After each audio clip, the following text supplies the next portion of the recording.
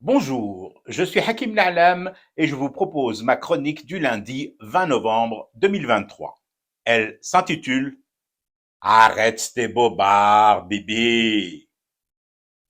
C'est bien la peine d'avoir cette réputation de puissance technologique planétaire et du renseignement pour en arriver en bout de laboratoire dit ultramoderne et de paraboles ultra performantes à tirer sur sa propre population.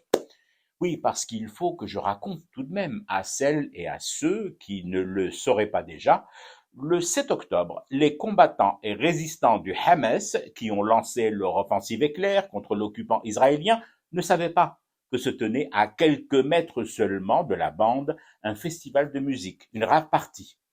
Dès l'information de cette attaque palestinienne enfin parvenue aux mythiques grandes oreilles du renseignement à Tel Aviv, ordre a été donné aux hélicoptères d'aller balancer la sauce là-bas sur les nombreux amoureux de musique techno.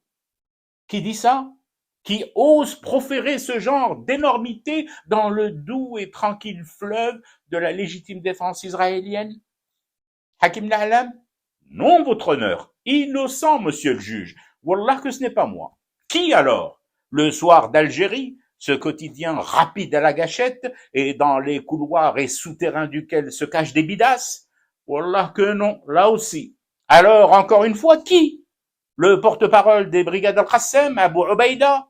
Même pas, votre honneur. Mais bon Dieu, tu vas finir par nous dire qui, Hakim? Doucement, on se calme, votre honneur, je vais cracher le morceau.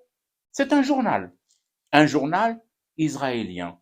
Le très sérieux Haaretz, accusé par Tel Aviv de n'être qu'un repère de gauchistes, comme si être de gauche était un péché en journalisme.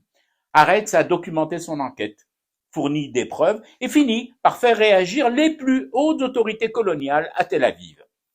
Les lèvres plus pincées que jamais, le porte-parole des affaires étranges d'Israël reconnaît qu'il y a eu, j'ouvre les guillemets, certaines confusions autour du comptage des victimes civiles israéliennes lors de la rave party et l'identification exacte des auteurs des tirs et bombardements.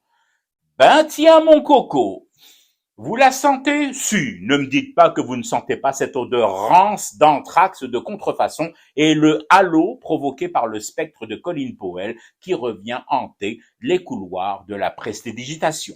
Ce bon vieux Luther, Colin Luther Powell, que Dieu ou son responsable des sous-sols incandescents gère son âme poudreuse comme il l'entend. À chacun sa fiole d'anthrax. Hein, mon bibi, toi le chef de la seule Bessif Bledjednel démocratie au Proche-Orient est aujourd'hui responsable d'une tuerie. Eh ouais, une tuerie de masse perpétrée sur des jeunes fêtards israéliens commise par tes hélicoptères. C'est le deuxième effet qui se coule de l'anthrax. Il y a toujours un plus creux du nez que soi, un fouille-merde dont c'est le métier d'ouvrir le flacon et de renifler pour vérifier qu'il s'agit bien d'anthrax et non de poudre de perlimpinpin, d'IRM maquillé en cache à Kalachnikov et pas d'une scène tournée et retournée de la série Fauda, remasterisée dans les locaux studios décidément pas aussi éclairés du Mossad.